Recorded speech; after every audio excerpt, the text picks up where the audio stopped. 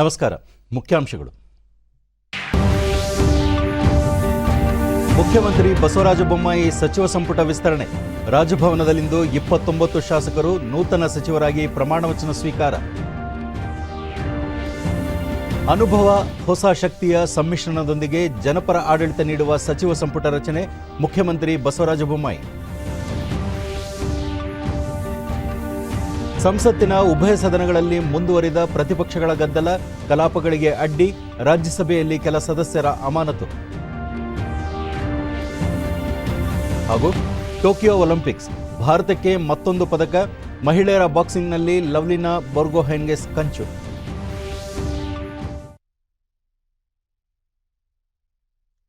ವಾರ್ತೆಗಳ ವಿವರ. ನೂತನ ಮುಖ್ಯಮಂತ್ರಿ ಬಸವರಾಜ ಬೊಮ್ಮಾಯಿ ನೇತೃತ್ವದ ಸಚಿವ ಸಂಪುಟ ಇಂದು ವಿಸ್ತರಣೆಯಾಗಲಿದೆ. ರಾಜಭವನದ ಗಾಜಿನ ಮನೆಯಲ್ಲಿ ಮಧ್ಯಾಹ್ನ 2:15ಕ್ಕೆ ನಡೆಯಲಿರುವ ಕಾರ್ಯಕ್ರಮದಲ್ಲಿ 29 ಶಾಸಕರು ನೂತನ ಸಚಿವರಾಗಿ ಪ್ರಮಾಣ ವಚನ ಸ್ವೀಕರಿಸಲಿದ್ದಾರೆ. ರಾಜ್ಯಪಾಲ ಥಾವರ್ಚಂದ್ ಗೆಹ್ಲೋಟ್ ಅವರು ಪ್ರತಿಜ್ಞಾವಿಧಿ ಬೋಧಿಸಲಿದ್ದಾರೆ. ಈ ಸಂದರ್ಭದಲ್ಲಿ ಮುಖ್ಯಮಂತ್ರಿ ಬಸವರಾಜ ಬೊಮ್ಮಾಯಿ, ಬಿಜೆಪಿ ರಾಜ್ಯಾಧ್ಯಕ್ಷ ನಳಿನ್ ಕುಮಾರ್ ಕಟೀಲ್, ಮಾಜಿ ಮುಖ್ಯಮಂತ್ರಿ ಬಿಎಸ್ ಯಡಿಯೂರಪ್ಪ ಸೇರಿದಂತೆ ಅನೇಕ ಶಾಸಕರು, ಗಣ್ಯರು ಉಪಸ್ಥಿತರಿರಲಿದ್ದಾರೆ.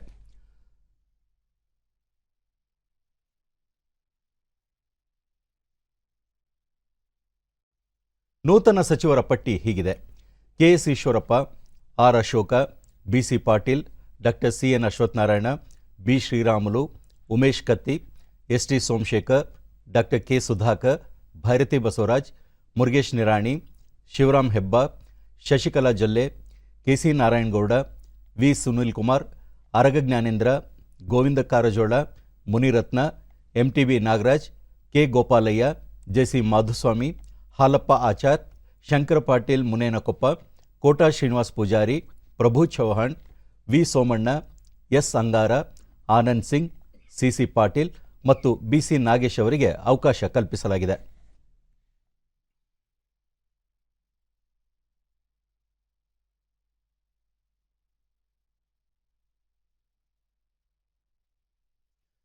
ಅನುಭವ ಮತ್ತು ಹೊಸ ಶಕ್ತಿಯ ಸಮ್ಮಿಶ್ರಣದೊಂದಿಗೆ ನೂತನ ಸಚಿವ ಸಂಪುಟ ರಚನೆಯಾಗಲಿದ್ದು, ಜನಪರ ಆಡಳಿತ, ಮುಂಬರುವ ಚುನಾವಣೆಗಳ ಸವಾಲು ಎದುರಿಸುವ ನಿಟ್ಟಿನಲ್ಲಿ ಕಾರ್ಯೋನ್ಮುಖವಾಗಲಿದ್ದೇವೆ ಎಂದು ಮುಖ್ಯಮಂತ್ರಿ ಬಸವರಾಜ ಬೊಮ್ಮಾಯಿ ಬೆಂಗಳೂರಿನಲ್ಲಿಂದು ತಿಳಿಸಿದರು. ಇಂದು 29 ಶಾಸಕರು ಸಚಿವರಾಗಿ ಪ್ರಮಾಣ ವಚನ ಸ್ವೀಕರಿಸಲಿದ್ದಾರೆ. ಅನುಭವಿಗಳ ಜೊತೆಗೆ ಹೊಸಬರಿಗೂ ಅವಕಾಶ ನೀಡಲಾಗಿದೆ. ಎಲ್ಲ ಸಮುದಾಯಗಳನ್ನು ಪರಿಗಣಿಸಿ ಸೂಕ್ತವಾದ ಸಂಪುಟವನ್ನು ರಚಿಸಲಾಗಿದೆ. ಪ್ರಧಾನಿ ನರೇಂದ್ರ ಮೋದಿ, ಕೇಂದ್ರ ಗೃಹ ಸಚಿವ ಅಮಿತ್ ಶಾ ಹಾಗೂ ಪಕ್ಷದ ರಾಷ್ಟ್ರೀಯ ಅಧ್ಯಕ್ಷ ಜೆಪಿ ನಡ್ಡಾ ಮಾರ್ಗದರ್ಶನದಲ್ಲಿ ಜನಪರ ಆಡಳಿತ ನೀಡುವುದು ಸರ್ಕಾರದ ಗುರಿಯಾಗಿದೆ ಎಂದು ಹೇಳಿದರು. ಕಳೆದ ಸಂಪುಟದಲ್ಲಿದ್ದ ಕೆಲವು ಹಿರಿಯ ನಾಯಕರನ್ನು ಸಚಿವ ಸ್ಥಾನಕ್ಕೆ ಪರಿಗಣಿಸದೇ ಇರುವ ಕುರಿತು ಪ್ರಶ್ನೆಗೆ ಉತ್ತರಿಸಿದ ಅವರು, ಪಕ್ಷದ ಸಂಘಟನೆ ದೃಷ್ಟಿಯಿಂದ ಹಿರಿಯರ ಸೇವೆಯನ್ನು ಬಳಸಿಕೊಳ್ಳಲು ಹೈಕಮಾಂಡ್ ನಿರ್ಧರಿಸಿರುವ ಹಿನ್ನೆಲೆಯಲ್ಲಿ ಸಚಿವ ಸಂಪುಟಕ್ಕೆ ಪರಿಗಣಿಸಲಾಗಿಲ್ಲ ಎಂದರು. ಸಂಸತ್ತಿನ ಉಭಯ ಸದನಗಳ ಇಂದಿನ ಕಲಾಪ ಆರಂಭವಾಗಿದೆ. ಆದರೆ ಪ್ರತಿಪಕ್ಷಗಳ ಗದ್ದಲದ ಮಧ್ಯೆ ಹೆಚ್ಚಿನ ಚರ್ಚೆಗೆ ಅವಕಾಶ ಸಿಗದೆ 2 ಬಾರಿ ಕಲಾಪವನ್ನು ಮುಂದೂಡಲಾಯಿತು. ಲೋಕಸಭೆಯಲ್ಲಿ ಕಲಾಪ ಆರಂಭವಾಗುತ್ತಿದ್ದಂತೆ ಅಗಲಿದ 8 ಮಾಜಿ ಸಂಸದರಿಗೆ ಸಂತಾಪ ಸೂಚಿಸಲಾಯಿತು. ಬಳಿಕ ಸ್ಪೀಕರ್ ಓಂ ಬಿರ್ಲಾ ಅವರು ಪ್ರಶ್ನೋತ್ತರ ಕಲಾಪ ಕೈಗೆತ್ತಿಕೊಂಡರು. ಆದರೆ ಕೈಯಲ್ಲಿ ಫಲಕಗಳನ್ನು ಹಿಡಿದ ಪ್ರತಿಪಕ್ಷ ಸದಸ್ಯರು ಘೋಷಣೆ ಮುಂದುವರೆಸಿದರು. ಇದರ ಮಧ್ಯೆಯೇ 2 ಪ್ರಶ್ನೆಗಳಿಗೆ ಸರ್ಕಾರ ಉತ್ತರಿಸುತ್ತಾದರೂ ಗದ್ದಲ ಹೆಚ್ಚಾಗಿದ್ದರಿಂದ ಸ್ಪೀಕರ್ ಕಲಾಪವನ್ನು ಮಧ್ಯಾಹ್ನ 12 ಗಂಟೆಗೆ ಮುಂದೂಡಿದರು. ಮತ್ತೆ ಕಲಾಪ ಆರಂಭವಾದಾಗ ಸ್ಪೀಕರ್ ಸ್ಥಾನದಲ್ಲಿದ್ದ ರಾಜೇಂದ್ರ ಅಗರ್ವಾಲ್ ಪ್ರತಿಪಕ್ಷಗಳು ಸಲ್ಲಿಸಿದ್ದ ಸೂಚನೆಗಳನ್ನು ತಿರಸ್ಕರಿಸಿರುವುದಾಗಿ ಘೋಷಿಸಿದರು. ಬಳಿಕ ಕಾಗದ ಪತ್ರಗಳು ಮತ್ತು ಸ್ಥಾಯಿ ಸಮಿತಿ ವರದಿಗಳನ್ನು ಸದನದಲ್ಲಿ ಮಂಡಿಸಲಾಯಿತು. ಅಲ್ಲದೆ ಜಂಟಿ ಸಂಸದೀಯ ಸ್ಥಾಯಿ ಸಮಿತಿಗಳಿಗೆ ನೇಮಕ ಪ್ರಸ್ತಾವನೆಗಳನ್ನು ಅಂಗೀಕರಿಸಲಾಯಿತು. ಈ ವೇಳೆ ಪ್ರತಿಪಕ್ಷಗಳ ಸದಸ್ಯರು ಸರ್ಕಾರದ ವಿರುದ್ಧ ಘೋಷಣೆಗಳನ್ನು ಕೂಗುತ್ತಾ ಗದ್ದಲ ಹೆಚ್ಚಿಸಿದ್ದರಿಂದ ಕಲಾಪವನ್ನು ಮಧ್ಯಾಹ್ನ 2 ಗಂಟೆಗೆ ಮತ್ತೆ ಮುಂದೂಡಲಾಯಿತು. ಕ್ವೆಶ್ಚನ್ ನಂಬರ್ 222 ಶ್ರೀ ದುಲಾಲ್ ಚಂದ್ರ ಗೋಸ್ವಾಮಿ. क्वेश्चन 222 माननीय मंत्री जी,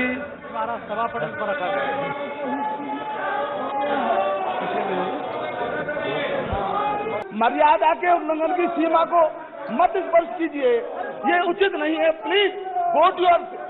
कार्यवाही 12 बजे तक के लिए स्थगित की जाती है.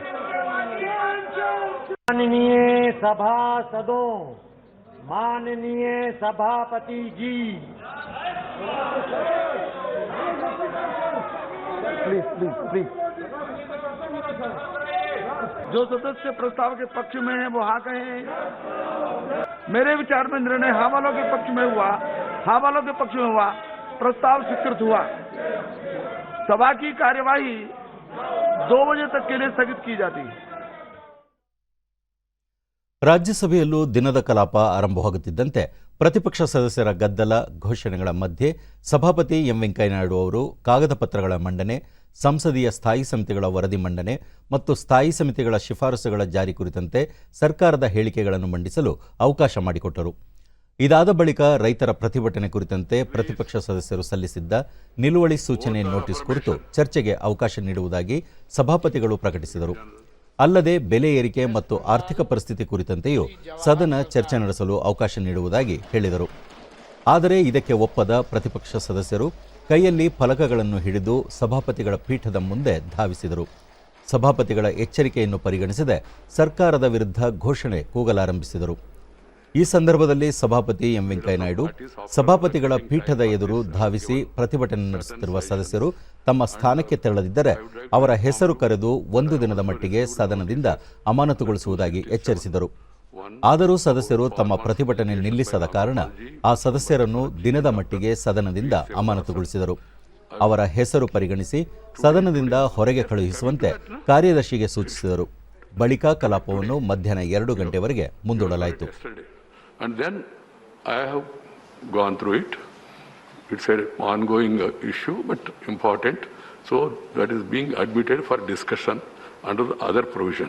Farmers' agitation. You cannot ask like this.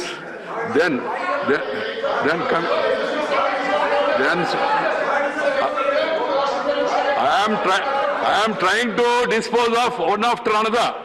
If you want all this to be disposed of, all these notices, Sivadasan, Sukhen Sekhar Rai, Mallikarjun Kharge, K.C. Venugopal, Yellamaram, Karim, Binay Viswam, they are not admitted.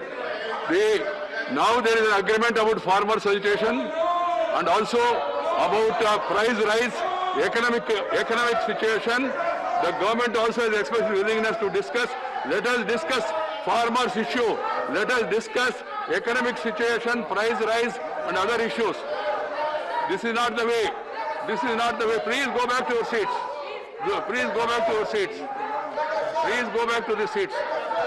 All these members who are in the well of the house with the placards, all of them are named under Rule 255. I direct these members who are in the well of the house to go back to their seats. Otherwise, you are named and you are suspended for the day. This is the decision of the chair. Please obey the chair and go back. And the names.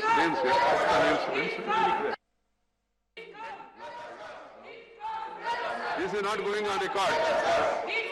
Whoever is in the well, disobeying the chair and then raising these placards, they are all asked to leave the house under Rule 255.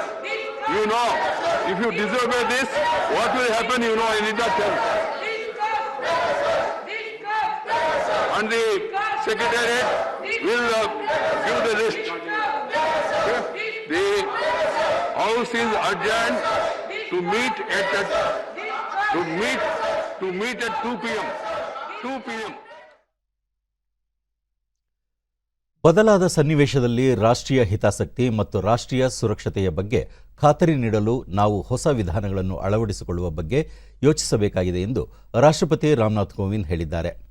ತಮಿಳುನಾಡಿನ ಊಟಿ ಬಳಿಯ ವೆಲ್ಲಿಂಗ್ಟನ್ನಲ್ಲಿರುವ ರಕ್ಷಣಾ ಪಡೆಗಳ ಸಿಬ್ಬಂದಿ ಕಾಲೇಜಿನಲ್ಲಿ ತರಬೇತಿ ಪಡೆಯುತ್ತಿರುವ 3 ಪಡೆಗಳ ಅಧಿಕಾರಿಗಳನ್ನು ಉದ್ದೇಶಿಸಿ ಅವರು ಇಂದು ಮಾತನಾಡಿದರು. ಇತ್ತೀಚಿನ ವರ್ಷಗಳಲ್ಲಿ ದೇಶದ ರಕ್ಷಣಾ ಕ್ಷೇತ್ರದಲ್ಲಿ ಮಹತ್ವದ ಬದಲಾವಣೆಗಳಾಗುತ್ತಿವೆ. ಇದರ ಜೊತೆಗೆ ಹೊಸ ಸವಾಲುಗಳು ಕೂಡ ಕಾಣಿಸಿಕೊಳ್ಳುತ್ತಿವೆ. ಅದರಲ್ಲೂ ಮುಖ್ಯವಾಗಿ ಸೈಬರ್ ಮತ್ತು ತಂತ್ರಜ್ಞಾನ ಕ್ಷೇತ್ರದಲ್ಲಿ ಅನೇಕ ಸವಾಲುಗಳು ನಮ್ಮೆದುರಿಗೆ ಇವೆ. ಇದನ್ನು ಎದುರಿಸಲು ಅಗತ್ಯ ತರಬೇತಿ ನೀಡಲಾಗುತ್ತಿದೆ. ಈ ತರಬೇತಿಯ ಸದುಪಯೋಗಪಡಿಸಿಕೊಂಡು ರಕ್ಷಣಾ ಕ್ಷೇತ್ರದಲ್ಲಿ ಕಾರ್ಯನಿರ್ವಹಿಸಬೇಕು ಎಂದು ತರಬೇತಿ ಪಡೆಯುತ್ತಿರುವ ಅಧಿಕಾರಿಗಳಿಗೆ ಸಲಹೆ ನೀಡಿದರು. ನಮ್ಮ ಸೇನೆಯ ಬಗ್ಗೆ ಭಾರತೀಯರು ಅಪಾರ ಗೌರವ ಹೊಂದಿದ್ದಾರೆ. ಯುದ್ಧದ ಜೊತೆಗೆ ಶಾಂತಿ ಕಾಪಾಡುವಲ್ಲಿಯೂ ನಮ್ಮ ರಕ್ಷಣಾ ಸಿಬ್ಬಂದಿ ಕೆಲಸ ಮಾಡುತ್ತಿದ್ದಾರೆ. ಅದರಲ್ಲೂ ಇತ್ತೀಚಿನ ದಿನಗಳಲ್ಲಿ ಕಾಶ್ಮೀರ ಕಣಿವೆಯಲ್ಲಿ ಹೆಚ್ಚಿನ ಮನೋಸ್ಥೈರ್ಯ ಮತ್ತು ಸಮರ್ಪಣಾ ಮನೋಭಾವದೊಂದಿಗೆ ಕೆಲಸ ಮಾಡುತ್ತಿದ್ದಾರೆ ಎಂದು ಸೇನಾ ಪಡೆಗಳ ಕಾರ್ಯವನ್ನು ಶ್ಲಾಘಿಸಿದರು. Conducive to learning. I am told that the word salubrious is often repeated to describe the climate and weather conditions of this area. Its Latin root words denote its meaning as health giving. This place is only 11 degrees north of the equator, but it has very pleasant weather throughout the year. In the early 19th century, the first sanitarium of the Madras Presidency was set up in this region. Since then, the health-giving and energizing climate of this region has been utilized for various purposes, including learning by defense professionals like you. Ladies and gentlemen, I am told that the student officers present here have been selected through a rigorous process based on assessment of competence and potential. My compliments to each one of you for earning this opportunity to learn. Armed Forces officers attached with me have been describing their experiences in this course. I find that they talk about it with a lot of enthusiasm. I assume you all are aware of the significant changes instituted in the higher defense organization of the country. ಭಾರತೀಯ automobile ವಲಯದಲ್ಲಿ 100% ethanol ಮತ್ತು gasoline ಮೇಲೆ ಚಲಿಸುವ ಸಾಮರ್ಥ್ಯವಿರುವ flex ಇಂಧನ ವಾಹನಗಳನ್ನು ಶೀಘ್ರವಾಗಿ ಮಾರುಕಟ್ಟೆಗೆ ಬಿಡುಗಡೆ ಮಾಡುವಂತೆ ಕೇಂದ್ರ ರಸ್ತೆ ಸಾರಿಗೆ ಸಚಿವ ನಿತಿನ್ ಗಡ್ಕರಿ ಕರೆ ನೀಡಿದ್ದಾರೆ. ಭಾರತೀಯ ಆಟೋಮೊಬೈಲ್ ಉತ್ಪಾದಕರ ಸಿಇಒಗಳ ಸಮುದಾಯದ ನಿಯೋಗ ನಿನ್ನೆ ಸಚಿವ ನಿತಿನ್ ಗಡ್ಕರಿ ಅವರನ್ನು ಭೇಟಿ ಮಾಡಿ ಕೆಲವು ಪ್ರಮುಖ ವಿಚಾರಗಳನ್ನು ಪ್ರಸ್ತಾಪಿಸಿತು. BS6 ಹಂತದ 2ರಂತೆ ಹೊರಸೂಸುವಿಕೆ ಆಧಾರಿತ ನಿಯಮಾವಳಿಗಳನ್ನು ಮುಂದೂಡುವಂತೆ ನಿಯೋಗವು ಸಚಿವರಲ್ಲಿ ಮನವಿ ಮಾಡಿಕೊಂಡಿತು. ಈ ಸಂದರ್ಭದಲ್ಲಿ ನಿತಿನ್ ಗಡ್ಕರಿ ಎಥೆನಾಲ್ ಮತ್ತು ಗ್ಯಾಸೋಲಿನ್ ಮೇಲೆ ಚಲಿಸುವ ಸಾಮರ್ಥ್ಯವಿರುವ ಫ್ಲೆಕ್ಸ್ ಇಂಧನ ವಾಹನಗಳನ್ನು ಮಾರುಕಟ್ಟೆಗೆ ಪರಿಚಯಿಸುವಂತೆ ತಿಳಿಸಿ ವಾಹನ ಇಂಜಿನಿಯರಿಂಗ್ ಕ್ಷೇತ್ರದಲ್ಲಿ ಆಟೋಮೊಬೈಲ್ ಉತ್ಪಾದಕರ ಕಾರ್ಯಕ್ಷಮತೆಗೆ ಅಭಿನಂದನೆಯನ್ನು ಸಲ್ಲಿಸಿದರು. ಪ್ರಯಾಣಿಕರ ಸುರಕ್ಷತೆಗಾಗಿ ವಾಹನದ ಎಲ್ಲ ರೂಪಾಂತರಗಳು ಮತ್ತು ವಿಭಾಗಗಳಲ್ಲಿ ಕನಿಷ್ಠ 6 ಏರ್ ಬ್ಯಾಗ್ಗಳನ್ನು ಕಡ್ಡಾಯವಾಗಿ ಒದಗಿಸುವಂತೆಯೂ ಇದೇ ವೇಳೆ ಸಚಿವ ನಿತಿನ್ ಗಡ್ಕರಿ ಅವರು ಖಾಸಗಿ ವಾಹನ ತಯಾರಕರಲ್ಲಿ ಮನವಿ ಮಾಡಿದರು. ಬ್ರಿಕ್ಸ್ ಜಾಗತಿಕ ಸಮತೋಲನದ ಒಂದು ವೇದಿಕೆಯಾಗಿದ್ದು ಅದು ತನ್ನ ಅಗತ್ಯ ವೈವಿಧ್ಯತೆ ಮತ್ತು ಬಹುತ್ವವನ್ನು ಒತ್ತಿ ಹೇಳುತ್ತದೆ ಎಂದು ವಿದೇಶಾಂಗ ವ್ಯವಹಾರಗಳ ಸಚಿವ ಡಾಕ್ಟರ್ ಎಸ್ ಜೈಶಂಕರ್ ಹೇಳಿದ್ದಾರೆ. ಬ್ರಿಕ್ಸ್ ಅಕಾಡೆಮಿಕ್ ವೇದಿಕೆಯ ಆರಂಭಿಕ ಅಧಿವೇಶನ ಉದ್ದೇಶಿಸಿ ವಿಡಿಯೋ ಕಾನ್ಫರೆನ್ಸ್ ಮೂಲಕ ಮಾತನಾಡಿದ ಅವರು, ಭಾರತದ ಬ್ರಿಕ್ಸ್ ಅಧ್ಯಕ್ಷತೆಯು 4 ಸ್ತಂಭಗಳ ಆಧಾರವಾಗಿದೆ. ಬಹುಪಕ್ಷೀಯ ವ್ಯವಸ್ಥೆಯ ಸುಧಾರಣೆ, ಭಯೋತ್ಪಾದನೆ ವಿರುದ್ಧದ ಸಹಕಾರ, ಸುಸ್ಥಿರ ಅಭಿವೃದ್ಧಿ ಗುರಿಗಳಿಗಾಗಿ ತಾಂತ್ರಿಕ ಮತ್ತು ಡಿಜಿಟಲ್ ಪರಿಹಾರಗಳು ಹಾಗೂ ಜನರ ಸಹಕಾರವನ್ನು ಹೆಚ್ಚಿಸುವುದು ಈ ಪ್ರಮುಖ 4 ಆಧಾರ ಸ್ತಂಭಗಳಾಗಿವೆ ಎಂದು ತಿಳಿಸಿದರು. ಭದ್ರತಾ ಮಂಡಳಿಯ ಕಾಯಂ ಸದಸ್ಯತ್ವ ವಿಸ್ತರಣೆ ಅಗತ್ಯವಾದ ಅಂಶವಾಗಿದೆ ಎಂದು ಹೇಳಿದ ವಿದೇಶಾಂಗ ಸಚಿವರು, 2ನೇ ಮಹಾಯುದ್ಧದ ನಂತರ ಬಹುಪಕ್ಷೀಯ ವಾಸ್ತುಶಿಲ್ಪದ ನವೀಕರಣ ಮರು ಮೌಲ್ಯಮಾಪನವನ್ನು ಮುಂದೂಡಲಾಗುವುದಿಲ್ಲ. 1940ರ ದಶಕದ ಸಮಸ್ಯೆಗಳನ್ನು ನಿಭಾಯಿಸಲು ಸ್ಥಾಪಿಸಲಾಗದ ಸಂಸ್ಥೆಗಳನ್ನು ಅತ್ಯಾಧುನಿಕವಾಗಿ ಉನ್ನತೀಕರಿಸಬೇಕು ಮತ್ತು ಶತಮಾನಕ್ಕೆ ಸರಿಹೊಂದುವಂತೆ ರೂಪಿಸಬೇಕಾಗಿದೆ ಎಂದು ಹೇಳಿದರು. An undifferentiated response to terrorism. In the 21st century, legitimacy cannot be derived from mass violence, brutal intimidation, or covert agendas. ದೇಶದಲ್ಲಿ ಕಳೆದ 24 ಗಂಟೆಗಳಲ್ಲಿ 42,625 ಹೊಸ ಕೊರೋನಾ ಸೋಂಕು ಪ್ರಕರಣಗಳು ದಾಖಲಾಗಿದೆ. ಒಟ್ಟು ಸೋಂಕಿತರ ಸಂಖ್ಯೆ 3,17,69,132ಕ್ಕೆ ಏರಿಕೆಯಾಗಿದೆ. ಇದೇ ಅವಧಿಯಲ್ಲಿ 36,668 ಮಂದಿ ಚೇತರಿಸಿಕೊಂಡು ವಿವಿಧ ಆಸ್ಪತ್ರೆಗಳಿಂದ ಬಿಡುಗಡೆಯಾಗಿದ್ದಾರೆ. ಇದರೊಂದಿಗೆ ಒಟ್ಟಾರೆ ಗುಣಮುಖರಾದವರ ಸಂಖ್ಯೆ 3,09,33,022ಕ್ಕೆ ಹೆಚ್ಚಳವಾಗಿದೆ. ಚೇತರಿಕೆ ಪ್ರಮಾಣ 97.37%ರಷ್ಟಿದೆ. ಒಟ್ಟು 4,10,353 ಸಕ್ರಿಯ ಪ್ರಕರಣಗಳಿವೆ. ಈ ಪ್ರಮಾಣ 1.29%ರಷ್ಟಿದೆ. ಒಟ್ಟಾರೆ 4,25,757 ಮಂದಿ ಸಾವಿಗೀಡಾದಂತಾಗಿದೆ. ಇದು 1.34%.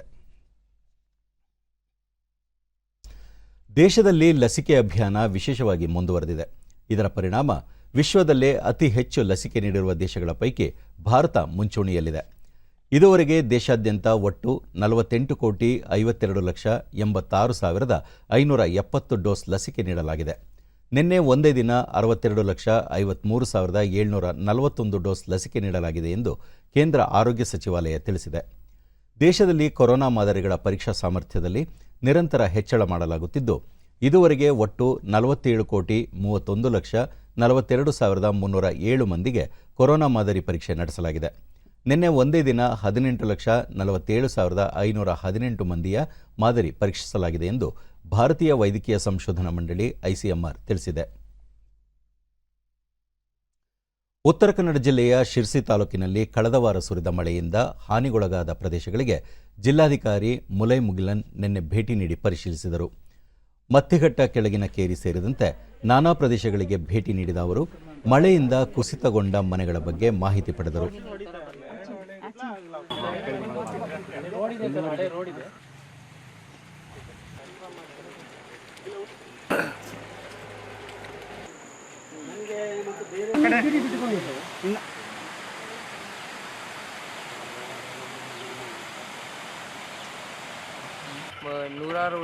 ಡಿಡಿ ನ್ಯೂಸ್ನೊಂದಿಗೆ ಕೃಷಿಕ ಗಣಪತಿ ಭಟ್, ಮಳೆಯಿಂದಾಗಿ ತಾವು ಬೆಳೆದ ಜೀವನಾಧಾರ ಅಡಿಕೆ ಬೆಳೆ ನಾಶವಾಗಿದ್ದು, ಸರ್ಕಾರ ತಮಗೆ ನೆರವು ನೀಡಬೇಕಾಗಿ ಮನವಿ ಮಾಡಿದರು. ಜೀವನಾಧಾರಕ್ಕೆ ಆದಂಥ ಬೆಳೆಯನ್ನು ಒಂದು 60 ಕ್ವಿಂಟಲ್ ಆಗೋಷ್ಟು ಅಡಿಕೆ ಹಾಳಾಗಿದೆ. ಹಾಗೆ ತೋಟ ಒಂದು 4 ಎಕರೆ 20 ಗುಂಟೆ ಆಗೋಷ್ಟು ತೋಟಕ್ಕೆ ನೀರು ಉಕ್ಕಿ 1 ಫೂಟ್ 1.5 ಫೂಟ್ ಆಗೋಷ್ಟು ತೋಟದಲ್ಲಿ ಫುಲ್ಲು ಹೂಳಿ ತುಂಬಿ ಕೊಳೆ ಬರುವಂಥ ಸಾಧ್ಯತೆ ತುಂಬ ಇದೆ. ಮತ್ತು ಕೆಲವೊಂದು ಕಡೆ ತೋಟದ ಭಾಗ ಕೊಚ್ಕೊಂಡು ಹೋಗಿ ಅಡಿಕೆ ಗಿಡ, ವೆನಿಲ್ಲಾ ಗಿಡ ಎಲ್ಲ ತುಂಬ ಹಾನಿಯಾಗಿದೆ. ಅದಕ್ಕೆ ಪರಿಹಾರ ಸರ್ಕಾರ ಒದಗಿಸಿಕೊಳ್ಬೇಕು. ಈಗ ಮೊನ್ನೆ ಆದಂಥ ಮತ್ತೊಬ್ಬ ಕೃಷಿಕ ಮನೋಜ್ ಹೆಗಡೆ, ನಿರಂತರವಾಗಿ ಸುರಿದ ಮಳೆಯಿಂದ 2 ಎಕರೆಗೂ ಹೆಚ್ಚು ತೋಟದ ಭಾಗದಲ್ಲಿ ಮಣ್ಣು ಕುಸಿದಿದ್ದು ಯಾವುದೇ ಬೆಳೆ ಬೆಳೆಯದ ಸ್ಥಿತಿ ನಿರ್ಮಾಣವಾಗಿದೆ ಎಂದರು. ಪೂರ್ತಿ ನಾಶ ಆಗಿ ಒಂದು 150 ಅಡಿ ದರೆ ಕುಸಿತ ಉಂಟಾಗಿ ಮತ್ತು ಹೊಸದಾಗಿ ತೋಟ ಹಚ್ಚಲು ಸಾಧ್ಯ ಇಲ್ಲ. ಮತ್ತು ಇನ್ನೂ ಒಂದಷ್ಟು ಜಾಗ ಅನಾಹುತದಲ್ಲಿದ್ದು ಅದಕ್ಕೆ DC ಮತ್ತು ಇವರು AC ತಹಶೀಲ್ದಾರರು ಎಲ್ಲ ಬಂದು ಅದೇನು ಸೂಕ್ತ ಪರಿಹಾರ ಮಾಡಿಕೊಡ್ತೆ ಅಂತ ಭರವಸೆ ಕೊಟ್ಟಿದ್ದಾರೆ. ಸ್ಥಳೀಯ ನಿವಾಸಿ ಗೋಪಾಲಕೃಷ್ಣ ವೈದ್ಯ, ಈ ಭಾಗದಲ್ಲಿ ಸಾಕಷ್ಟು ತೋಟಗಾರಿಕೆ ಬೆಳೆಗಳು ನಾಶವಾಗಿರುವುದರಿಂದ ರೈತರು ತೊಂದರೆ ಅನುಭವಿಸುವಂತಾಗಿದೆ ಎಂದು ಹೇಳಿದರು. ಪೂರ್ತಿ ಬುಡಮೇಲಾಗಿ ಹೋಗಿತ್ತು. ಅದೇ ರೀತಿ ಅದಕ್ಕೆ ತಾಗಿದಂತಹ ಚಂದ್ರಶೇಖರ್ ನರಸಿಂಹ ಹೆಗಡೆ ಅವರ ಇದು ಸಹಿತವಾಗಿ ತೋಟ ಸಹಿತವಾಗಿ ಈಗ ಬುಡಮೇಲಾಗಿದೆ. ಅವ್ರದ್ದು 1 ಎಕರೆ 8 ಆಗುವಷ್ಟು ಬುಡಮೇಲಾಗಿದೆ. ಬಟ್ ಏನಾಗಿದೆ ಕೇಳಿದ್ರೆ ಇವತ್ತು ಅಲ್ಲಿ ಲಾಸ್ ಆಗಿದ್ದು ಒಂದು 40-45 ಲಕ್ಷದ ಮೇಲೆ ಲಾಸ್ ಆಗಿದೆ. ಒಬ್ಬೊಬ್ಬರಿಗೆ 40-45 ಲಕ್ಷದ ಮೇಲೆ ಲಾಸ್ ಆಗಿದೆ. ಜಿಲ್ಲಾಧಿಕಾರಿ ಮುಲೈ ಮುಗಿಲನ್, ಈ ಬಾರಿ ವಾಡಿಕೆಗಿಂತ ಹೆಚ್ಚು ಮಳೆ ಸುರಿದ ಹಿನ್ನೆಲೆಯಲ್ಲಿ ಇಲ್ಲಿನ ತೋಟ ಗದ್ದೆಗಳು ಸೇರಿದಂತೆ ತಾಲೂಕಿನ ರಸ್ತೆಗಳು ಕೊಚ್ಚಿ ಹೋಗಿವೆ.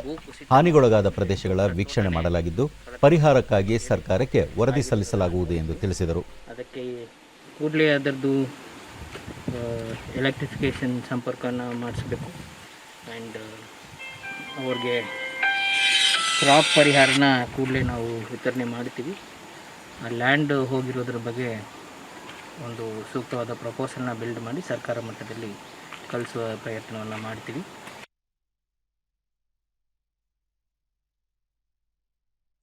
ಕೇಂದ್ರ ಸರ್ಕಾರ ಕಳೆದ ವಾರ ಸಚಿವ ಸಂಪುಟ ಸಭೆಯಲ್ಲಿ ಸೀಮಿತ ಹೊಣೆಗಾರಿಕೆ ಪಾಲುದಾರಿಕೆ LLP ಉದ್ಯಮಗಳ ಕಾಯ್ದೆಯಲ್ಲಿ ಕೆಲವು ಮಾರ್ಪಾಡು ಮಾಡಲು ತೀರ್ಮಾನ ಕೈಗೊಂಡಿದೆ ಎಂದು ಪೀಣ್ಯ ಕೈಗಾರಿಕಾ ಸಂಘದ ಅಧ್ಯಕ್ಷ ಪ್ರಕಾಶ್ ಬೆಂಗಳೂರಿನಲ್ಲಿ ತಿಳಿಸಿದ್ದಾರೆ. ಈ ಕುರಿತು ಡಿಡಿ ನ್ಯೂಸ್ನೊಂದಿಗೆ ಅವರು, ಸಣ್ಣ ಉದ್ಯಮಿಗಳು ಅಭಿವೃದ್ಧಿ ಹೊಂದಲು ಇದು ಸಹಕಾರಿಯಾಗಲಿದೆ ಎಂದು ಹೇಳಿದರು. ಲಘು ಉದ್ಯೋಗ ಭಾರತೀಯ ಬೆಂಗಳೂರು ಉತ್ತರ ವಿಭಾಗದ ಅಧ್ಯಕ್ಷ KS ಅಶ್ವಥ್ ನಾರಾಯಣ, ಕೇಂದ್ರ ಸರ್ಕಾರ LLPಯಲ್ಲಿ ಕೆಲವು ಬದಲಾವಣೆಗಳನ್ನು ಮಾಡಿರುವುದು ಉದ್ಯಮವನ್ನು ಸರಳೀಕರಣಗೊಳಿಸಲು ಅನುಕೂಲವಾಗಲಿದೆ ಎಂದು ತಿಳಿಸಿದರು. ಸೊ ಈ ಎಲ್ಲ ಪೆನಲ್ಟಿಗಳನ್ನು ತೆಗೆದುಬಿಟ್ಟು LLPಗಳಿಗೆ ಲಿಮಿಟೆಡ್ ಲಯಬಿಲಿಟಿ ಪಾರ್ಟ್ನರ್ಶಿಪ್ ಅವರಿಗೆ ಇದನ್ನು ಡಿಕ್ರಿಮಿನಲೈಸೇಷನ್ ಮಾಡಿಬಿಟ್ಟು ಸಲೀಸಾಗಿ ನೀವು ಬಿಸ್ನೆಸ್ ಮಾಡಿ ಅಂದ್ಬಿಟ್ಟು ಒಂದು ಆಪರ್ಚುನಿಟಿ ಕೊಟ್ಟಿದ್ದಾರೆ. ಯಾಕೆ ಕೊಟ್ಟಿದ್ದಾರೆ ಅಂದರೆ, ನಮ್ಮಲ್ಲಿ ನಿಮಗೆ ಗೊತ್ತಿದ್ದ ಪ್ರಕಾರ 11 ಕೋಟಿ ನಮ್ಮ ಹತ್ರ ಸ್ಮಾಲ್ ಸ್ಕೇಲ್ ಇಂಡಸ್ಟ್ರೀಸ್ ಇವೆ ನಮ್ಮ ಇಡೀ ನಮ್ಮ ರಾಷ್ಟ್ರದಲ್ಲಿ. ಆಮೇಲೆ ನಮ್ಮ ಕರ್ನಾಟಕದಲ್ಲಿ 8.5 ಲಕ್ಷ ಸ್ಮಾಲ್ ಸ್ಕೇಲ್ ಇಂಡಸ್ಟ್ರೀಸ್ ಇದೆ. ಆದರೆ ಅದರಲ್ಲಿ 75-80% ಇಂಡಸ್ಟ್ರೀಸ್ಗಳಿರುವುದು ಈ ಸಣ್ಣ ಸಣ್ಣ ವ್ಯವಹಾರ ಮಾಡಿರುವವ್ರದ್ದು. ಆದರೆ ಯಾವಾಗ ಈ LLP ಅಂತ ಹೇಳಿಬಿಟ್ಟು ಅವರು ಗ್ರೋತ್ ಓರಿಯೆಂಟೆಡ್ಗೆ ಇರುವ ಇಂಡಸ್ಟ್ರಿಗಳನ್ನು ಮಾಡುವಾಗ ಅವರು ಒಂದು ವೇಳೆ ಕಂಪನೀಸ್ ಆ್ಯಕ್ಟ್ ರಿಜಿಸ್ಟರ್ ಮಾಡಿದ್ರೆ ಮುಂಚೆ ಏನಾದರೂ ಒಂದು ಚಿಕ್ಕ ತಪ್ಪು ಎಲ್ಲಿಯಾದರೂ ಮಾಡಿದರೆ ಅಥವಾ ನಿಮ್ಮ ಪ್ರೋಸೆಸ್ನಲ್ಲಿ ನೀವು ಕರೆಕ್ಟಾಗಿ ಲಾ ಮೇಂಟೈನ್ ಮಾಡದಿದ್ರೆ ಆವಾಗ ಒಂದು ಕ್ರಿಮಿನಲೈಸೇಷನ್ ಲಾ ಇತ್ತು, ಅಂದರೆ ಅರೆಸ್ಟ್ ವಾರಂಟ್ ಬರೋ ಒಂದು ಲಾ ಇತ್ತು. ಆಮೇಲೆ ಪೆನಲ್ಟಿ ಪಿನ್ಯೂಟಿವ್ ಪೆನಲ್ಟಿ ವಿತ್ ಇಂಟ್ರೆಸ್ಟ್ ಹಾಕುವ ಒಂದು ಲಾಗಳು ಮಾಡಿದರು ಕಂಪನೀಸ್ ಆ್ಯಕ್ಟ್ನಲ್ಲಿ. ಇದನ್ನೆಲ್ಲ ತೆಗೆದುಬಿಟ್ಟು ಸಣ್ಣ ಸಣ್ಣ ವ್ಯಾಪಾರಸ್ಥರು, ಸಣ್ಣ ಸಣ್ಣ ಕೈಗಾರಿಕೆಗಳು ಇರೋರು ಅದನ್ನು LLPನಲ್ಲಿ ಡಿಕ್ರಿಮಿನಲೈಸೇಷನ್ ಮಾಡಿಬಿಟ್ಟು ನೀವು ಬೆಳೆಯಿರಿ, ಸಾಗಿ ಮುಂದೆ ಹೋಗಿರಿ. ಈ LLP ಬಗ್ಗೆ ಇವಾಗ ಏನು ಹೊಸ ಅಮೆಂಡ್ಮೆಂಟ್ಸ್ ಬಂದಿದೆ ಅದ್ರ ಬಗ್ಗೆ ನಮ್ಮ ಲಘು ಉದ್ಯೋಗ ಭಾರತಿ ನ್ಯಾಷನಲ್ ಬಾಡಿಯವರು ಯಾವ್ಯಾವ ಅಮೆಂಡ್ಸ್ಮೆಂಟ್ ಬೇಕು ಅಂತ ಫೈನಾನ್ಸ್ ಮಿನಿಸ್ಟ್ರಿಗೆ ಅದನ್ನು ತಲುಪಿಸಿ ಆ ಅಮೆಂಡ್ಮೆಂಟ್ಗಳು ಆಗಿವೆ. ಇವಾಗ ಲಘು ಉದ್ಯೋಗ ಭಾರತೀಯ ಬೆಂಗಳೂರು ಉತ್ತರ ವಿಭಾಗದ ಅಧ್ಯಕ್ಷ KS ಅಶ್ವಥ್ ನಾರಾಯಣ, ಕೇಂದ್ರ ಸರ್ಕಾರ LLPಯಲ್ಲಿ ಕೆಲವು ಬದಲಾವಣೆಗಳನ್ನು ಮಾಡಿರುವುದು ಉದ್ಯಮವನ್ನು ಸರಳೀಕರಣಗೊಳಿಸಲು ಅನುಕೂಲವಾಗಲಿದೆ ಎಂದು ತಿಳಿಸಿದರು. ಈಸ್ ಆಫ್ ಡೂಯಿಂಗ್ ಬಿಸ್ನೆಸ್ ಅನ್ನೋದನ್ನು ನಮ್ಮ ನರೇಂದ್ರ ಮೋದಿ ಅವರು ಏನು ತಂದಿದ್ದಾರೆ ಅದನ್ನು ಪಾಲಿಸಿಗಳು ಒಂದೊಂದೇ ಚೇಂಜ್ ಆಗ್ತಾ ಇದೆ. ಕೋಲಾರ ಜಿಲ್ಲೆಯಲ್ಲಿ ಅಪೌಷ್ಟಿಕ ಮಕ್ಕಳ ಸಂಖ್ಯೆ ಹೆಚ್ಚುತ್ತಿರುವ ಹಿನ್ನೆಲೆಯಲ್ಲಿ ಅಂಗನವಾಡಿ ಕಾರ್ಯಕರ್ತರು ಮನೆ ಮನೆಗೆ ಭೇಟಿ ನೀಡಿ ಮಕ್ಕಳ ಆರೋಗ್ಯ ಕುರಿತು ಮಾಹಿತಿ ಕಲೆ ಹಾಕುತ್ತಿದ್ದಾರೆ. ಜಿಲ್ಲೆಯಲ್ಲಿ ಸುಮಾರು 123 ತೀವ್ರ ಅಪೌಷ್ಟಿಕತೆ ಹಾಗೂ 3600 ಮಕ್ಕಳು ಸಾಧಾರಣ ಅಪೌಷ್ಟಿಕತೆಯಿಂದ ಬಳಲುತ್ತಿರುವುದು ಕಂಡುಬಂದಿದೆ. ಅಪೌಷ್ಟಿಕ ಮಕ್ಕಳ ತಪಾಸಣೆ ನಂತರ ಅಗತ್ಯ ವೈದ್ಯಕೀಯ ಸೌಲಭ್ಯವನ್ನು ಒದಗಿಸಲಾಗಿದೆ.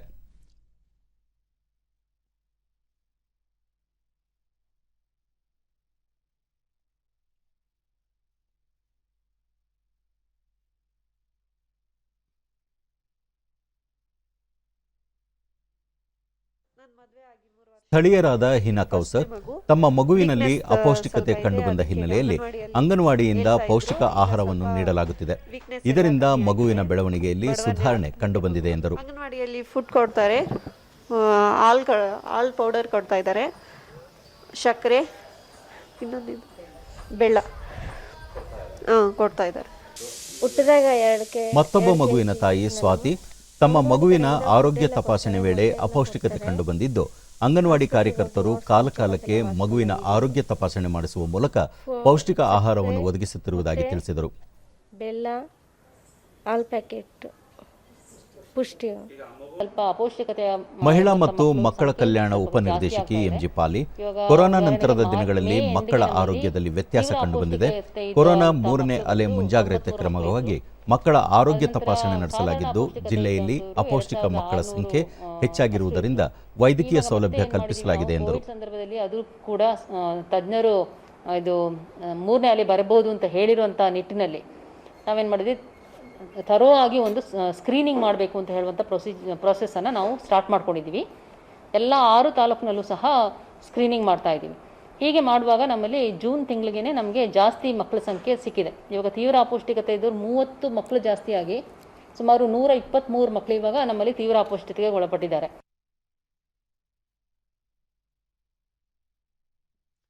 ಕೊಪ್ಪಳ ಜಿಲ್ಲೆಯ ಗಂಗಾವತಿ ತಾಲೂಕಿನ ಬಸಾಪಟ್ಟಣ ಗ್ರಾಮ ಪಂಚಾಯಿತಿಯ ಸೂರ್ಯನಾಯಕ ತಾಂಡದಲ್ಲಿ ಮಹಾತ್ಮ ಗಾಂಧಿ ರಾಷ್ಟ್ರೀಯ ಉದ್ಯೋಗ ಖಾತ್ರಿ ಯೋಜನೆಯಡಿ ಸ್ನಾನಗೃಹಗಳಿಗೆ ಇಂಗುಗುಂಡಿ ನಿರ್ಮಾಣ ಕಾರ್ಯವನ್ನು ಕೈಗೆತ್ತಿಕೊಳ್ಳಲಾಗಿದೆ. ಇದರಿಂದ ನೈರ್ಮಲ್ಯಕ್ಕೆ ಹೆಚ್ಚಿನ ಒತ್ತು ನೀಡಲಾಗಿದೆ. ಈ ಯೋಜನೆಯ ಸದುಪಯೋಗ ಪಡೆದುಕೊಂಡಿರುವ ತಾಂಡದ ಕುಟುಂಬಗಳು ಕೊಳಚೆ ನೀರನ್ನು ಚರಂಡಿಗೆ ಬಿಡದೆ ಇಂಗುಗುಂಡಿಯಲ್ಲಿ ಇಂಗಿಸಲು ಮುಂದಾಗಿದ್ದಾರೆ. ಇದರಿಂದ ಆರೋಗ್ಯ ಗ್ರಾಮ ನಿರ್ಮಾಣಕ್ಕೆ ನಾಂದಿ ಹಾಡಿದ್ದಾರೆ. ಡಿಡಿ ನ್ಯೂಸ್ನೊಂದಿಗೆ ಫಲಾನುಭವಿ ರೇಖಾ, ತಮ್ಮ ತಾಂಡದಲ್ಲಿ ಸ್ವಚ್ಛತೆಗೆ ಆದ್ಯತೆ ನೀಡಲಾಗಿದ್ದು ಸಾಂಕ್ರಾಮಿಕ ರೋಗಗಳ ಹರಡುವಿಕೆ ಪ್ರಮಾಣ ಕಡಿಮೆಯಾಗಿದೆ ಎಂದರು. ಎಷ್ಟು ಗಲೀಜ್ ಮಾಡಿರಲ್ಲ ನೀವು ಅಂತೇಳಿ ಬೈತಿದ್ರು. ಆವಾಗ ಇತ್ತೀಚೆಗೆ ಇನ್ನೋಗುಂಡಿ ಅಂತೇಳಿ ಬಂತು. ಇನ್ನೋಗುಂಡಿ ಬಂದಾಗ ಏನು ಚೆನ್ನಾಗಿ ಬಂತಲ್ಲ ಅಂತೇಳಿ ಅಷ್ಟರು ಚೆನ್ನಾಗಿ ಕಟ್ಸಿ ಮತ್ತೆ ಕ್ಲೀನಾಗಿ ಇಟ್ಕೊಂಡ್ರು. ಇವಾಗ ಬಟ್ಟೆ ಒಗಿಬೇಕಂದ್ರೆ ಎಲ್ಲ ನೀರು ಅವೆಲ್ಲ ಪಾತ್ರೆ ತೊಳೆಯೋ ಮುಂದೆಲ್ಲ ಇನ್ನೊಗುಂಡಿ ಥರನೇ ಯೂಸ್ ಮಾಡ್ತಾರೆ. ಏನು ಗಲೀಜು ಅವೇನು ಇಲ್ಲ. ಇವಾಗ ಸೂರ್ಯನಾಯಕ ತಾಂಡ ಅಂದರೆ ಚೆನ್ನಾಗಿ ಅಂತ ಹೇಳ್ತಾರೆ ಅಷ್ಟು. ಇಂಗನ್ ಗುಂಡಿ ಕಟ್ಟಿ ಮತ್ತೋರ್ವ ಫಲಾನುಭವಿ ಗೌರಮ್ಮ ಸ್ನಾನಗೃಹದ ಬಳಿ ಇಂಗುಗುಂಡಿ ನಿರ್ಮಿಸಿರುವುದರಿಂದ ತಮ್ಮ ಸುತ್ತಮುತ್ತಲಿನ ಪ್ರದೇಶವು ಸ್ವಚ್ಛವಾಗಿದೆ.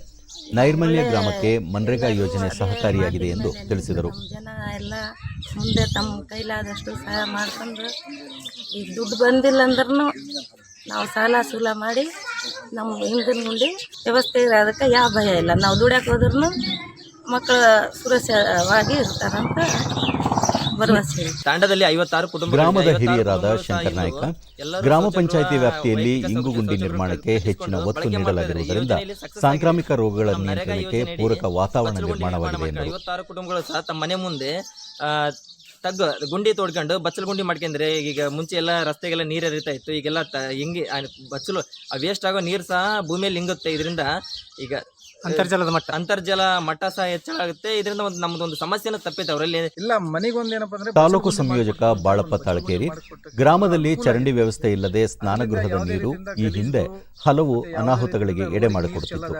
ಆದರೆ ಇಂಗುಗುಂಡಿ ನಿರ್ಮಾಣದಿಂದ ನೈರ್ಮಲ್ಯ ಸಮಾಜ ನಿರ್ಮಾಣಕ್ಕೆ ಸಹಕಾರಿಯಾಗಿದೆ ಎಂದು ತಿಳಿಸಿದರು. ಭಾರತ ಮತ್ತು ಆತಿಥೇಯ ಇಂಗ್ಲೆಂಡ್ ತಂಡಗಳ ನಡುವಣ 5 ಪಂದ್ಯಗಳ ಟೆಸ್ಟ್ ಕ್ರಿಕೆಟ್ ಸರಣಿಯ ಮೊದಲ ಪಂದ್ಯ ಇಂದು ನಾಟಿಂಗ್ಹ್ಯಾಮ್ನ ಟ್ರೆಂಟ್ ಬ್ರಿಡ್ಜ್ ಕ್ರೀಡಾಂಗಣದಲ್ಲಿ ಆರಂಭವಾಗಲಿದೆ. ಭಾರತೀಯ ಕಾಲಮಾನ ಮಧ್ಯಾಹ್ನ 3:30ಕ್ಕೆ ಪಂದ್ಯ ಆರಂಭವಾಗಲಿದೆ. ಭಾರತ ಮತ್ತು ಇಂಗ್ಲೆಂಡ್ ತಂಡಗಳು ಸಾಕಷ್ಟು ವಿಶ್ರಾಂತಿಯೊಂದಿಗೆ ಸರಣಿಗೆ ಸಜ್ಜಾಗಿವೆ. ವಿಶ್ವ ಟೆಸ್ಟ್ ಚಾಂಪಿಯನ್ಶಿಪ್ ಫೈನಲ್ಗೂ ಮುನ್ನ ಇಂಗ್ಲೆಂಡ್ಗೆ ಆಗಮಿಸಿದ್ದ ಟೀಂ ಇಂಡಿಯಾ ಆಟಗಾರರು ಇಲ್ಲಿನ ವಾತಾವರಣಕ್ಕೆ ಹೊಂದಿಕೊಂಡಿದ್ದಾರೆ. ಮತ್ತೊಂದೆಡೆ ಇತ್ತೀಚೆಗೆ ಪಾಕಿಸ್ತಾನ ವಿರುದ್ಧ ಏಕದಿನ ಮತ್ತು T20 ಸರಣಿ ಗೆದ್ದು ಉತ್ತಮ ಲಯದಲ್ಲಿರುವ ಇಂಗ್ಲೆಂಡ್ ತಂಡ ಭಾರತ ತಂಡದ ವಿರುದ್ಧ ಶುಭಾರಂಭದ ನಿರೀಕ್ಷೆಯಲ್ಲಿದೆ. ಜೋ ರೂಟ್ ಆತಿಥೇಯ ತಂಡದ ನಾಯಕರಾಗಿದ್ದು ಸಹಜವಾಗಿಯೇ ತವರಿನ ಲಾಭ ಇಂಗ್ಲೆಂಡ್ ಆಟಗಾರರಿಗಿದೆ. ಟೆಸ್ಟ್ ಕ್ರಿಕೆಟ್ನಲ್ಲಿ ಇದುವರೆಗೆ ಇಂಗ್ಲೆಂಡ್ ಮತ್ತು ಭಾರತ ತಂಡಗಳು ಒಟ್ಟಾರೆ 126 ಬಾರಿ ಮುಖಾಮುಖಿಯಾಗಿವೆ. ಈ ಪೈಕಿ ಭಾರತ 29ರಲ್ಲಿ ಹಾಗೂ ಇಂಗ್ಲೆಂಡ್ 48 ಪಂದ್ಯಗಳಲ್ಲಿ ಗೆಲುವು ದಾಖಲಿಸಿದರೆ 49 ಪಂದ್ಯಗಳು ಡ್ರಾದಲ್ಲಿ ಅಂತ್ಯಗೊಂಡಿವೆ. ಕೊನೆಯಲ್ಲಿ ಮತ್ತೊಮ್ಮೆ ಮುಖ್ಯಾಂಶಗಳು. ಮುಖ್ಯಮಂತ್ರಿ ಬಸವರಾಜ ಬೊಮ್ಮಾಯಿ ಸಚಿವ ಸಂಪುಟ ವಿಸ್ತರಣೆ. ರಾಜಭವನದಲ್ಲಿಂದು 29 ಶಾಸಕರು ನೂತನ ಸಚಿವರಾಗಿ ಪ್ರಮಾಣ ವಚನ ಸ್ವೀಕಾರ. ಅನುಭವ ಹೊಸ ಶಕ್ತಿಯ ಸಮ್ಮಿಶ್ರಣದೊಂದಿಗೆ ಜನಪರ ಆಡಳಿತ ನೀಡುವ ಸಚಿವ ಸಂಪುಟ ರಚನೆ. ಮುಖ್ಯಮಂತ್ರಿ ಬಸವರಾಜ ಬೊಮ್ಮಾಯಿ. ಸಂಸತ್ತಿನ ಉಭಯ ಸದನಗಳಲ್ಲಿ ಮುಂದುವರಿದ ಪ್ರತಿಪಕ್ಷಗಳ ಗದ್ದಲ, ಕಲಾಪಗಳಿಗೆ ಅಡ್ಡಿ, ರಾಜ್ಯಸಭೆಯಲ್ಲಿ ಕೆಲ ಸದಸ್ಯರ ಅಮಾನತು. ಹಾಗೂ ಟೋಕಿಯೋ ಒಲಿಂಪಿಕ್ಸ್, ಭಾರತಕ್ಕೆ ಮತ್ತೊಂದು ಪದಕ, ಮಹಿಳೆಯರ ಬಾಕ್ಸಿಂಗ್ನಲ್ಲಿ ಲವ್ಲಿನಾ ಬೋರ್ಗೊಹೆನ್ಗೆ ಕಂಚು. ನಮ್ಮ ವಾರ್ತಾ ಪ್ರಸಾರವನ್ನು ನೀವು ಡಿಡಿ ಚಂದನ ನ್ಯೂಸ್ ಯೂಟ್ಯೂಬ್ ಚಾನೆಲ್ನಲ್ಲೂ ವೀಕ್ಷಿಸಬಹುದು. ವೀಕ್ಷಕರೇ, ಈಗ ನಾನು ಸ್ಟುಡಿಯೋದಿಂದ ತೆರಳುತ್ತಿರುವ ಕಾರಣ ಮಾಸ್ಕ್ ಧರಿಸುತ್ತಿದ್ದೇನೆ.